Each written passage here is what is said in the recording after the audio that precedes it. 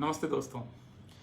आज जो एक बड़ा मुद्दा हम लोगों के सामने है और जिस पर मुझे आपसे बात करनी है, क्योंकि काफ़ी दिनों बाद आपसे बात हो रही है और ये एक ऐसा इशू है जो मुझे लगा जिस पर आपसे बात होनी चाहिए।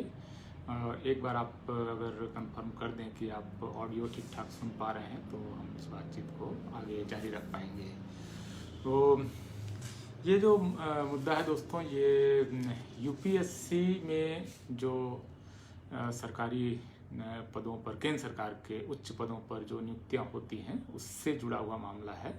और जैसा कि आप जानते हैं कि यूपीएससी एक कॉन्स्टिट्यूशनल बॉडी है, एक संवैधानिक बॉडी है जिसका संविधान में प्रावधान है और उसका काम जो है वो ये है कि भारत सरकार के लिए नौकरशाही का वो चयन करती है। तो एक तरह से बहुत महत्वपूर्ण एक इसका काम है कि जो देश को चलाने वाली संस्था है उसमें नौकरशाही एक प्रमुख संस्था है और जिससे ये देश चलता है। आप समझ सकते हैं कि किस तरह से एक कलेक्टर जो आमतौर पर आईएएस के अपना फर्स्ट प्रमोशन के बाद बनता है या एक एसपी, वो कितना महत्वपूर्ण होता है। तो आगे चल जाते हुए वो जब वो कमिश्नर या एसएसपी, आईजी, डीजीपी या जॉइंट सेक्रेटरी, एडिशनल सेक्रेटरी और सेक्रेटरी तक बनता है, तमाम बड़े कॉरपोरेशंस में मैनेजिंग डायरेक्टर और ये सब बनता है। एक एक ऐसे अफसर के नीचे 40,000 50,000 तक सरकारी कर्मचारी होते हैं। तो ये यूपीएससी का जो काम है, खास करके सिविल सर्विस के अफसरों का जो चयन है, ये बहुत महत्वपूर्ण है। और ये एक तरह से देश को चलाने वाली जो प्रमुख संस्थाएं हैं और ये चूँकि भंग नहीं होती है विधानसभा या लोकसभाओं की तरह, सरकारों की तरह बदलती नहीं है, तो बहुत पावरफुल बॉडी है। और ये एक तरह से देश को संचालित करने वाली नियामक संस्था, जो एक तरह से जहाँ पर नीतियाँ बनती हैं, नीतियाँ लागू होती है, उसकी संस्था है। तो यूपीएससी जिस तरह से इस नौकरशाही का चयन करता है, इस पर कड़ी नज़र हम सबकी होनी चाहिए।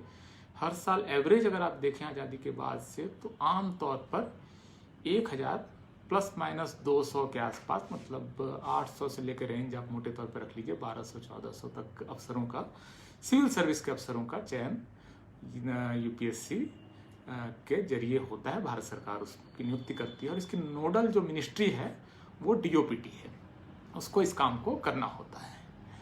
अब ये जो पूरी नियुक्ति है, इस पर चूंकि कड़ी निगाह लोगों को रखनी चाहिए। एक एक अफसर इतना पावरफुल होता है और ये आप समझिए कि इतनी इस नौकरी की इतनी आप अहमियत का अंदाज़ा लगाइए कि 11-12 लाख तक लोग कई बार आपको इसके प्रीलिम्स के एग्ज़ाम के लिए तैयारी करते हैं। कई लोगों की ज़िंदगियां खप जाती हैं, बहुत श्रम करते हैं, बहुत मेहनत करते हैं, बहुत लगन से लोग इसकी तैयारी करते हैं। तो इसमें जो नियुक्ति का तरीका है, इसमें एक महा घोटाला सामने आया है। अब दिलचस्प ये है कि यूपीएससी ने अपने अब तक के इतिहास में, आज़ादी के समय से यूपीएससी है इस देश में, तो यूपीएससी अपने पूरे इतिहास में पहली बार किसी घोटाले पर एक सफाई देती है। और ये सफाई दी जाती है 6 अगस्त को कि हम कोई घोटाला नहीं कर रहे हैं, हम नियमों के तहत नियुक्तियां कर रहे हैं। तो आप समझिए कि सोशल मीडिया पर जो इसको लेकर जो विवाद उठा है वो कितना महत्वपूर्ण है कि यूपीएससी को खुद सामने आकर इसकी सफाई देनी पड़ी है। अब ये मामला क्या है, इसको आप सारा गौर से सुनिए। बहुत सारे लोग चूँकि इस विवाद को पहली बार देख रहे हैं, बहुत सारे लोग अभी मुझे दिख रहे हैं, मुकेश गौतम, इंद्रजीत यादव, राहुल राज, जय भीम, जय पेरियार और भी सारे लोग। देखिए अपने रामावतार मीणा जी हैं, आशीष खुसरे जी हैं, कमलकांत गुरवे जी हैं, बहुत सारे लोग इसको देख रहे हैं। इनमें से कई सारे ऐसे लोग हैं जो इस घोटाले के बारे में पहली बार सुन रहे होंगे। कुछ लोग जो यूपीएससी के एप्लीकेंट्स हैं, उनको इसके बारे में बहुत अच्छे से मालूम होगा, उनके अपने कोचिंग सेंटर्स वगैरह में इस घोटाले की चर्चा भी हुई होगी, जाहिर है। जो इस घोटाले की पहली अगस्त में चली चर्चा से वाकिफ़ हैं, उनको मालूम होगा कि ये घोटाला क्या है। लेकिन मैं शुरू कर रहा हूँ उन लोगों के लिए जो इस घोटाले के बारे में पहली बार सुन रहे हैं, ताकि उनको अंदाज़ा हो कि ये पूरा मामला है क्या और इससे किस तरह से भारत को चलाने वाली जो नौकरशाही है उसके चयन में किस तरह की धांधली हो रही है, और खास करके एससी, एसटी और ओबीसी किस तरह से इसमें मारा जा रहा है, किस तरह से उसकी सीटें जो है वो लूटी जा रही हैं। जैसे इस साल का मैं उदाहरण दे रहा हूँ और उसके बाद फिर आपको एक नॉर्मेटिव आइडिया के तौर पर मैं आपको 100 या 1000 के स्केल पर उस चीज़ को फिर रखने की कोशिश करूँगा। देखिए हुआ क्या है, जैसे इस साल की लिस्ट मेरे सामने है और आप मुझे पता नहीं कि अगर मैं इसको आपको आईपैड पे दिखाऊं तो वो आपको रिवर्स आएगा या सीधा आएगा। एक मिनट में कोशिश करता हूं कि आप इसको देख पाएँ कि ये किस तरह से ये सारा मामला सामने आया है। देखिए इस साल केंद्र सरकार ने यूपीएससी को कहा कि आप 927 अफसर हमें चाहिए, वो अलग अलग आईएएस, आईपीएस और आईएफएस और ये अलग अलग कैटेगरीज से सब मिलाकर हमें 927 अफसरों की लिस्ट भेजिए। यूपीएससी का काम सिर्फ ये था कि वो सिलेक्शन करके एक लिस्ट 927 अफसरों की 927 अफसरों की वो सरकार को भेज देती और सरकार उसको नियुक्त कर लेती। ये होता एक फेयर और ट्रांसपेरेंट तरीका। लेकिन यूपीएससी का जो रिजल्ट आता है 4 अगस्त को पिछले साल, यूपीएससी 927 लोगों की लिस्ट सरकार को नहीं भेजती है। इसकी जगह यूपीएससी क्या करती है, 829 लोगों की एक लिस्ट भेजती है कि इन लोगों का हमने सिलेक्शन किया है और आप इनको नियुक्ति दे सकते हैं। तो इस तरह से एक यूपीएससी ने 829 लोगों की एक लिस्ट भेजी। अब 927 लोग जो चुने जाने थे, केंद्र सरकार ने जितने लोगों को लिस्ट भेजने के लिए यूपीएससी से कहा था, उसमें से 397 लोग जनरल कैटेगरी के होने थे, 83 लोग ईडब्ल्यूएस के होने थे, 251 ओबीसी के होने थे, 129 एससी के और 67 एसटी के होने थे। अब यूपीएससी जब लिस्ट भेज रही है तो 67 एसटी के बदले में 67 की लिस्ट पहले भेजती है, शेड्यूल्ड कास्ट के 129 कैंडिडेट के बदले में 129 की ही लिस्ट भेजती है, ओबीसी के 251 की जगह 251 की ही लिस्ट भेजती है, ईडब्ल्यूएस के 83 की जगह 78 की लिस्ट भेजती है। और बड़ा घोटाला कहाँ होता है, जनरल की 397 की जगह 304 की ही लिस्ट यूपीएससी यहाँ पर भेज रही है। अब ये जो पूरा मामला हुआ क्या है, जब आपको कहा गया कि 927 की लिस्ट भेजिए तो आपने 829 की ही लिस्ट क्यों भेजी। दरअसल हुआ क्या है दोस्तों कि पिछले साल, इस साल और इससे पहले के हर साल में ये जो जनरल मेरिट लिस्ट है इसमें एससी एसटी ओबीसी के लोग बड़ी संख्या में चुने जाते हैं। अब आपको 397 में 91 कैंडिडेट ऐसे हैं जो कि एससी एसटी ओबीसी के हैं। अब यूपीएससी को कोई एक ऐसा तरीका निकालना है जिससे कि ये 91 लोग बाहर हो जाएं और यहाँ पर फिर जनरल कैटेगरी जो है वहाँ पर फिर अपर कास्ट के लोग आ जाएं। तो एक तरह से यूपीएससी की मंशा ये है कि जो जनरल कैटेगरी है उसको अपर कास्ट कैटेगरी बना दिया जाए, 40% रिजर्वेशन अपर कास्ट को दे दिया जाए, 15% आबादी को, जो कि ईडब्ल्यूएस, क्योंकि उसमें एससी एसटी ओबीसी के लोग ऐसे ही नहीं आ सकते हैं तो 10% रिजर्वेशन तो आपने जो अपर कास्ट है उसको ऐसे ही दे दिया। इसके अलावा जो 40% है उसको भी वो अपर कास्ट के लिए रिजर्व करना चाहते हैं। ये है कुल मिलाकर इस पूरे आइडिया के पीछे की फिलॉसफी। आपको मैं इसको एक एब्सोल्यूट नंबर के टर्म में बताता हूँ। आप समझिए कि 1000 लोगों की नियुक्ति होनी है। 1000 की नियुक्ति होनी है तो जाहिर है कि उसमें 400 जो हैं वो जनरल कैटेगरी में होंगे, जनरल मेरिट में होंगे, जो भी मेरिट में आएगा वो उसमें आना चाहिए। और इसके अलावा 1000 में से 100 जो है ईडब्ल्यूएस आएगा, 270 ओबीसी आएगा, 150 जो है वो एससी आएगा और 75 एसटी आएगा। ये इस तरह से इसका बंटवारा होना चाहिए। अब अगर 400 जो जनरल मेरिट है उसमें अगर 100 लोग एससी एसटी ओबीसी के आ गए तो अब यूपीएससी की प्रॉब्लम ये है कि उसकी दृष्टि इस बारे में है, इस नजर यहाँ पर है कि जो जनरल मेरिट है उसमें जो एससी एसटी ओबीसी के हैं उनको बाहर किया जाए। ये कुल फिलोसॉफिकल आइडिया जो है वो उस पर काम यूपीएससी कर रहा है कि किसी भी तरह से जो जनरल मेरिट में जो लोग आ जा रहे हैं एससी एसटी ओबीसी के, उनको वापस अपनी कैटेगरी में धकेल दिया जाए, ताकि जो इनकी अपनी जिसको वो मान रहे हैं कि जनरल कैटेगरी जो है वो हमारी कैटेगरी है, वो अपर कास्ट कैटेगरी है, इसमें हम किसी और को आने नहीं देंगे। ये है कुल घोटाला। अब इसकी काट कैसे निकालता है यूपीएससी, इसमें क्या घपला कर रहा है। अब वो जब ये लिस्ट आ जाती है 829 की और इसके अलावा एक कंसोलिडेटेड लिस्ट वो 182 कैंडिडेट की जारी कर देता है, लेकिन उसमें लिस्ट नहीं जारी करता है, वो सिर्फ 182 का एक नंबर बता देता है कि 182 लोग जो हैं वो कंसोलिडेटेड लिस्ट के हैं। अब जिन लोगों का नाम यूपीएससी ने अनाउंस नहीं किया है अपनी फर्स्ट लिस्ट में 91 की, उसका रिजल्ट जो है 4 अगस्त के बाद 4 जनवरी 2021 को उनका रिजल्ट आता है। और उसमें 91 में 71 लोग 73 लोग जो हैं वो अपर कास्ट के जनरल कैटेगरी से होते हैं, एक ईडब्ल्यूएस से होता है, 14 ओबीसी का होता है और एक सिर्फ एसटी का होता है, एससी का होता है। तो ये जो लोग 91 लोग इसमें एससी एसटी और ओबीसी के आने चाहिए थे, इसकी जगह 73 सीटें निकालकर, बल्कि एक अगर ईडब्ल्यूएस को भी जोड़ लें तो 74 सीटें जो हैं उन्होंने यहाँ पर अपर कास्ट को दे दी है। ये है कुल मिलाकर घोटाला। इसको आप अगर कोई जटिलता है और इसमें कोई सवाल अगर पूछना चाहता है तो मैं उसका जवाब देना चाहूँगा। और इस बात को मैं बहुत गंभीरता से बोल रहा हूँ। मुझे मालूम है कि यूपीएससी इसको लेकर कितना संवेदनशील है, सरकार इसको लेकर कितनी चिंतित है, लगातार क्लैरिफिकेशंस आ रहे हैं, ओबीसी कमीशन में इस पर चर्चा हो रही है और बहुत बड़ा मुद्दा है। और इसमें आप समझिए कि हर साल अगर 100 सीटों की चोरी हो रही है, कभी 70, कभी 80, कभी 100, इस तरह की चोरी हो रही है।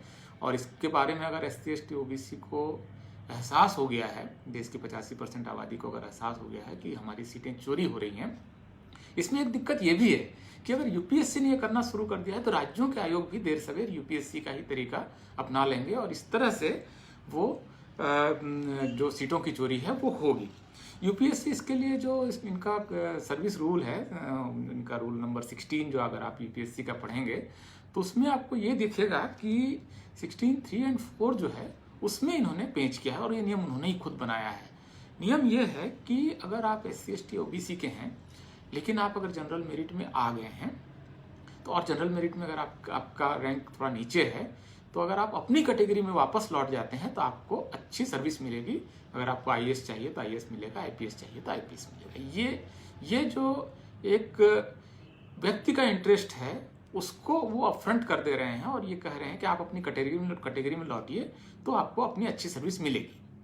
और जैसे ही आदमी यहाँ से अपनी जनरल मेरिट से निकलकर अपनी कैटेगरी में लौटता है तो एक सीट जो खाली होती है वो उस कैटेगरी से ना भर के उसको वो जनरल मेरिट से भर देते हैं, जो अक्सर अपर कास्ट का कैंडिडेट होता है।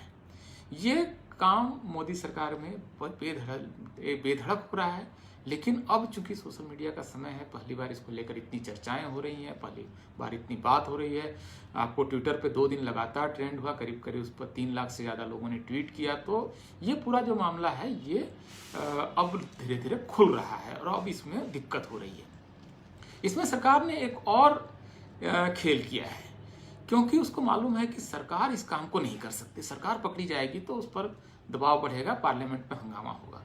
तो सरकार ने क्या किया कि इस मामले को वो सुप्रीम कोर्ट में ले गई और एक जजमेंट आता है 2010 में, 7 मई 2010 में, union of India versus Ramesh Jain case में। और उसमें सुप्रीम कोर्ट, जो कि आप जानते हैं कि हमेशा अक्सर सरकार के साथ अलाइंड होती है और सरकार के साथ ही वो कई बार उनकी सुविधा के हिसाब से, जैसे SC एक्ट में हुआ या रोस्टर मामले में हुआ, सरकार की मंशा के हिसाब से फैसले लिखती है। तो यहाँ पर उन्होंने जैसे किसान आंदोलन में कर रहे हैं कि वो कोर्ट के जरिए इस मामले को रिजॉल्व करके ये कह रहे हैं अब तो ये तो कोर्ट का फैसला है, हम क्या कर सकते हैं। भाई कोर्ट का फैसला ये तो सही है, लेकिन कोर्ट में सरकार ने क्या पक्ष लिया, क्योंकि ये union of India versus Ramesh Jain का केस है। तो इसमें पार्टी कौन है? यूनियन ऑफ इंडिया है, भारत सरकार पार्टी है। क्या भारत सरकार ने सुप्रीम कोर्ट में जब ये केस आया तो उन्होंने SC ST OBC के पक्ष में दलील दी या अपर कास्ट के पक्ष में दलील दी? उन्होंने रिजर्वेशन के पक्ष में दलील दी या रिजर्वेशन के खिलाफ दलील दी? तो हम देखेंगे, अगर उस जजमेंट को आप पढ़ेंगे, union of India versus Ramesh Jain, आप सुप्रीम कोर्ट की वेबसाइट पर इसको देख सकते हैं, 7 मई 2010 का फैसला है। तो इसमें पाएंगे कि कोर्ट में जब भारत सरकार जाती है तो भारत सरकार वहाँ पर रिजर्वेशन के खिलाफ दलील देती है और वो ये देती है दलील कि हमारा जो नियम है कि SC ST OBC को जिस तरह से ये उस कैटेगरी के अंदर फंसा के रख देना है ताकि जो जनरल मेरिट है वो अपर कास्ट की सीटें बन जाए, तो इसके पक्ष में वो दलील देती है। अब ये दलील जो है ये बहुत दिलचस्प है। इसके बारे में आपको मैं पढ़ के सुनाता हूँ कि यूपीएससी ने जो 6 अगस्त को इसका क्लैरिफिकेशन दिया है वो क्लैरिफिकेशन क्या है वो ये बता रहे हैं कि for recommendation to the services post under civil service examination the commission strictly goes by the rule of examination as notified by the government of India. अब देखिए कि यहाँ पर पार्टी जो है वो सुप्रीम कोर्ट नहीं है, गवर्नमेंट ऑफ इंडिया ने एक रूल नोटिफाई किया है और 927 वैकेंसीज के बदले में जो वो 829 कैंडिडेट का वो लिस्ट जो जारी कर रहे हैं वो रूल 16.4 और 16.5 के तहत है। तो यहाँ पर आप देखिए तो एक तरह से यूपीएससी ये बात तो सही कह रही है कि वो नियमों के तहत कर रही है, लेकिन घोटाला तो नियमों में है। आपने नियम ऐसे बनाए हैं कि आप मजबूर कर रहे हैं SC ST OBC के मेरिट में आए हुए कैंडिडेट को कि आप अपनी कैटेगरी में जाइए ताकि हमारी जो बाकी की सीटें हैं वहां पर हम अपर कास्ट को वो सीटें दे सकें।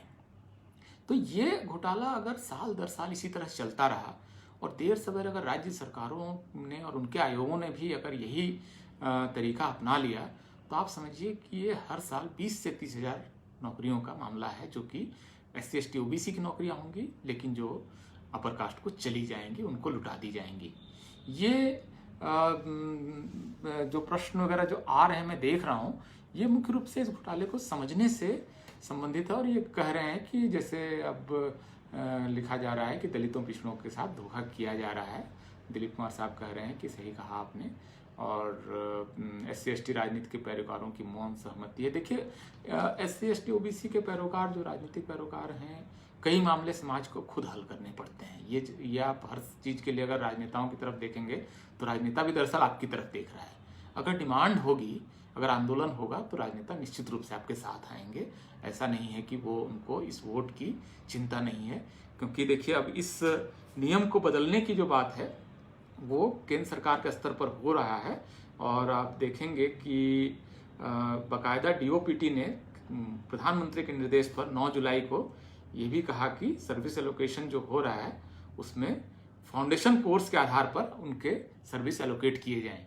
तो अगर यूपीएससी अगर इसी प्रपोजल को यूपीएससी मान ले कि 927 की लिस्ट आप फाइनल कर लीजिए, पहले तो जितने कैंडिडेट आपको देने के लिए कहे गए, आपका काम परीक्षा लेकर एक लिस्ट बनाना है, आप इसमें कोई घोटाला मत कीजिए।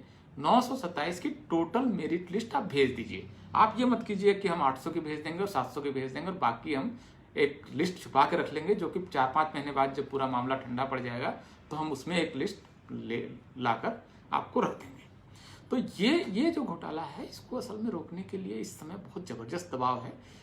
बाकायदा PMO की तरफ से इस पर लिखा गया है। मैं आपको बताऊं कि Lal Bahadur Shastri National Academy of Administration में ये मामला 25 जून को आया था, कंबाइंड फाउंडेशन कोर्स का। तो ये असल में PMO की तरफ से देखिए ये रिपोर्ट भी हुआ है कि 100 दिन का एक कंबाइंड फाउंडेशन कोर्स का प्रोग्राम हो, जिसके लिए रिकमेंडेशन PMO ने किया है। तो ये मामला दरअसल अब वहाँ पर है जहाँ पर अगर आपकी तरफ से ये दबाव बनता है। अगर देखिए अब दिल्ली शहर में ही कम से कम SC ST OBC के 3 से 4 लाख बच्चे क्या मतलब बड़े लोग भी यूपीएससी की तैयारी कर रहे हैं। उनमें अगर थोड़ी सी भी जागृति हो, थोड़ी सी भी चेतना हो, तो वो इतनी मेहनत आखिर कर क्यों रहे हैं? इतनी मेहनत कर रहे हैं क्योंकि वो सिविल सर्विस में सेलेक्ट हों।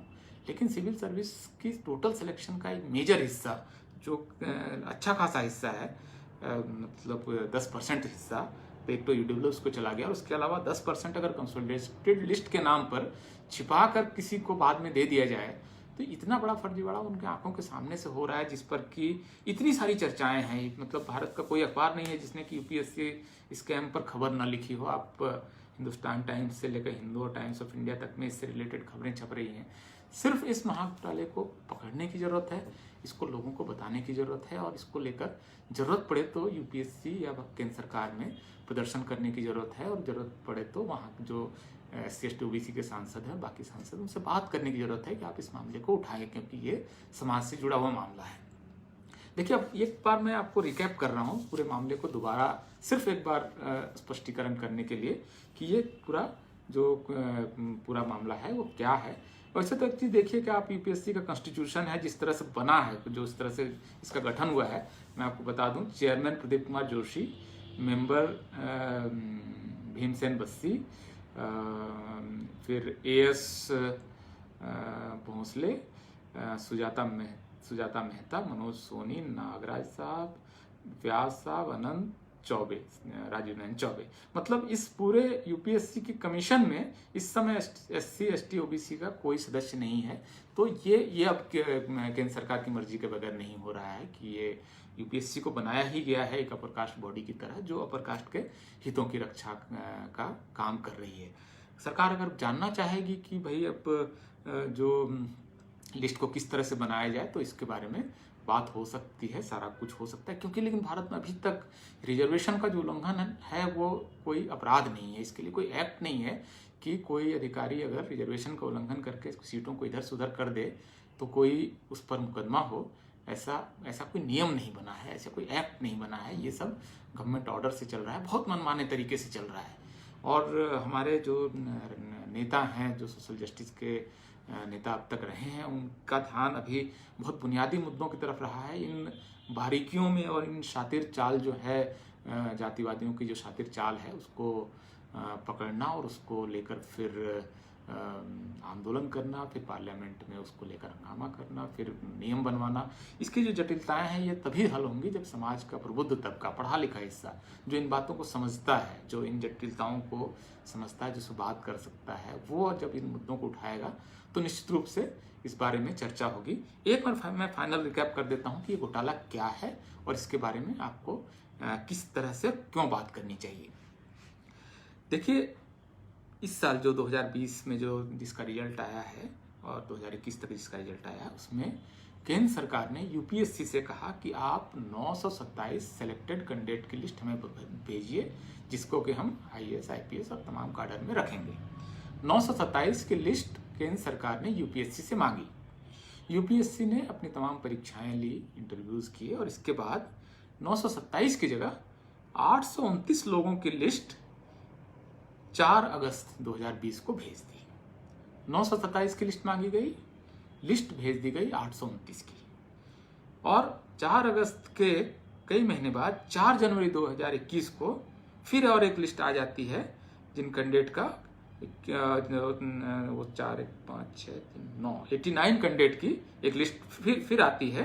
और इस तरह से यूपीएससी टोटल 927 लोगों की लिस्ट भेजती है। घोटाला ये है कि 927 लोगों का नाम जब केंद्र सरकार ने मांगा, सेलेक्टेड कैंडिडेट का, आपने परीक्षा 927 लोगों के लिए ली, आप 829 लोगों की लिस्ट क्यों भेज रहे हैं? और इसके बाद जो लोग रिजर्व लिस्ट है उसके नाम आप उस समय क्यों नहीं डिक्लेयर कर रहे हैं? नाम आप क्यों छुपा रहे हैं? आप यूपीएससी के साइट पर जाकर चेक कीजिए, तो जो रिजल्ट आएगा उसमें वो जो फाइनल रिजल्ट है उसके सारे 927 लोगों के नाम आपको एक जगह कंसोलिडेटेड नहीं मिलेंगे, वो बिखरा हुआ जगह जगह रहेगा, ताकि इस आंकड़ों को ठीक से कंपाइल करके इसको, इन जटिलताओं को ना समझा जाए।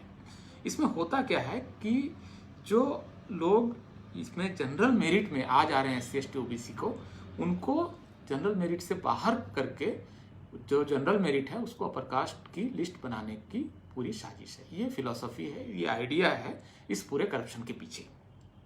अब जैसे अगर ये लिस्ट अगर पूरी 927 की भेज दी गई होती तो ओम बिरला की बेटी का सिलेक्शन सिविल सर्विस में नहीं होता।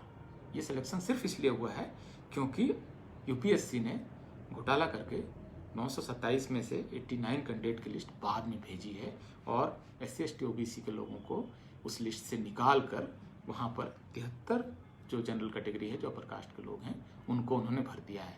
और एक एक अफसर कितना पावरफुल होता है, जो मैंने आपको शुरू में ही बताया कि एक सिविल सर्विस का एक अफसर कितना महत्वपूर्ण होता है और कितना असर बिल्ड करता है। सीनियर होते जब चला जाता है वो कमिश्नर से लेते हुए, जब वो जॉइंट सेक्रेटरी और एडिशनल सेक्रेटरी और भारत सरकार का सेक्रेटरी बनता है, तो कितना वो असर दिखाता है, वो कितनी पॉलिसीज़ में इम्पैक्ट करता है, कितनी नियुक्तियां वो करता है। तो ये घोटाला है। हम सिर्फ इसमें मामले में चाहते हैं कि सरकार जितनी अफसरों की नियुक्ति करना चाहती है, यूपीएससी एक मुश्त उतने लोगों की लिस्ट सार्वजनिक करे, उसको पब्लिक करे, अपनी वेबसाइट पर डाले, ताकि लोग फेयर तरीके से, ईमानदार तरीके से जो परीक्षा दे रहे हैं वो चुनकर आएँ और वो देश को चलाएं, वो उससे देश की नौकरशाही बने। ये चोरी छिप के जो आपने 89 लोगों की लिस्ट बाद में जारी की, और इसके लिए आपने जो खेल किया कि आप इस लिस्ट से उस लिस्ट में चले जाइए और अपनी कैटेगरी में चले जाइए, भाई आप ऐसा क्यों कर रहे हैं? आप 927 की कंसोलिडेटेड लिस्ट जारी कर लीजिए। उसके बाद आप उसमें से जो ओबीसी का कैंडिडेट जनरल मेरिट में आ गया है उसको आप ओबीसी लिस्ट के ऊपर रख के उनको आप सर्विस दे सकते हैं। दिक्कत क्या है, समस्या क्या है? आप साजिश सिर्फ इसलिए कर रहे हैं क्योंकि आपकी मंशा खराब है, आपकी मंशा नीयत खराब है। आप SC ST ओबीसी के लोगों को दबा कर रखना चाहते हैं। तो इसको अगर आप समझ पा रहे हैं तो ठीक है। अगर आप इससे रिलेटेड कोई और क्वेश्चंस अगर आप पूछते हैं तो मैं इसका जवाब देने की कोशिश करूंगा। और अगर आप लोगों ने इस वीडियो को देखा है तो कृपया इसको और शेयर करें, ज़्यादा लोगों तक पहुंचाएं। और जैसा कि मैं पहले भी बोल चुका हूं, ये कॉपीराइट फ्री वीडियो है। कोई अगर चाहे कि इसको अपने YouTube चैनल पर डालना चाहे तो इस पर मेरा कोई क्लेम नहीं है, मेरा कोई फाइनेंशियल क्लेम नहीं है। आप इसको जिस भी तरह से चाहें, जिस टुकड़े में चाहें वो इस्तेमाल करें। और UPSC से हमारी यही गुजारिश है, अगर मैं कोई गलत बात कर रहा हूँ, कोई डिफेमेटरी है, कोई गलत अफवाह फैलाने की कोशिश कर रहा हूँ, तो वो चाहें तो मुकदमा कर सकते हैं मुझ पर, वो मुझ पर केस कर सकते हैं। मैं खुद को डिफेंड कर लूँगा, मुझे मालूम है, क्योंकि ये जो पूरा सिस्टम है ये करप्ट सिस्टम है और इसको लेकर निश्चित रूप से बात होगी। आप चाहें जितना क्लैरिफिकेशन जारी कर लें। इस बार फिर क्लैरिफिकेशन जारी किया गया जनवरी महीने में, जब ये मामला फिर से आया तो फिर से क्लैरिफिकेशन आ रहा है। आप सफाइयों पर सफाइयाँ दिए जा रहे हैं। ये पूरा का पूरा जो मामला है, आपको मालूम है कि आप घोटाला कर रहे हैं, आप करप्शन कर रहे हैं, इसके बारे में आपको मालूम है, इसलिए आप इतने बार बार आप इसका स्पष्टीकरण दे रहे हैं। तो हमें मालूम है कि आप क्या खेल कर रहे हैं। अब सिर्फ ये है कि हमको इस करप्शन को लाखों लोगों तक पहुंचाना है। मतलब हमारा दायित्व आपने ये दे दिया है, हम पर आपने जिम्मा दे दिया है कि हम लाखों लोगों तक इस करप्शन की बात पहुंचाकर इसको रिजॉल्व करें। तो ठीक है, ये अगर आपने चैलेंज हमें दिया है तो हम कोशिश करके देखते हैं कि आप कितने दिन तक इस करप्शन को चला पाते हैं, क्योंकि हम बहुत कन्विंस हैं कि आप एक अनडेमोक्रेटिक काम कर रहे हैं, एक अनएथिकल काम कर रहे हैं। और आपको भी मालूम है आप अनएथिकल हैं, अनडेमोक्रेटिक काम कर रहे हैं, तो आप इसको बहुत लंबे समय तक शायद नहीं कर पाएंगे। बहुत बहुत शुक्रिया दोस्तों। और इस इशू को ट्विटर पर भी हम ले जाने की कोशिश करेंगे। जो लोग ट्विटर पर हैं वो अगर चाहें तो आज रात 8 बजे एक ट्विटर स्टॉर्म कर सकते हैं इस इशू को लेकर। और वो हैशटैग जो है वो मैं फेसबुक पर भी डाल देता हूँ, आप उसको देख लीजिए। वो UPSC स्कैंडल के नाम से इससे रिलेटेड जो भी इंफॉर्मेशन है वो आप उस ट्विटर पर डालिए, ताकि इसको हम पिछली बार की तरह इसको भी हम चर्चा में ला सकें। मुद्दे बहुत हैं, बहुत सारी चर्चाएं हो रही हैं, तमाम खुदरा इश्यूज़ हैं, लेकिन ये एक ऐसा इशू है जिसको अगर SC ST OBC खुद नहीं उठाएगा तो फिर कोई नहीं उठाएगा। जो मतलब सेकुलर और कम्युनल दोनों जो सवर्ण पत्रकार हैं उनमें से कोई भी इस इशू को उठाने वाला नहीं है। इस इशू को अगर उठाना है तो हमारे समाज के अपने प्रबुद्ध लोगों को ही इस इशू को उठाना पड़ेगा, क्योंकि आप जानते हैं कि जो सवर्ण पत्रकार होगा वो अपनी जाति हितों से बंधा होगा और इस इशू को तो नहीं उठाएगा। बहुत बहुत शुक्रिया दोस्तों।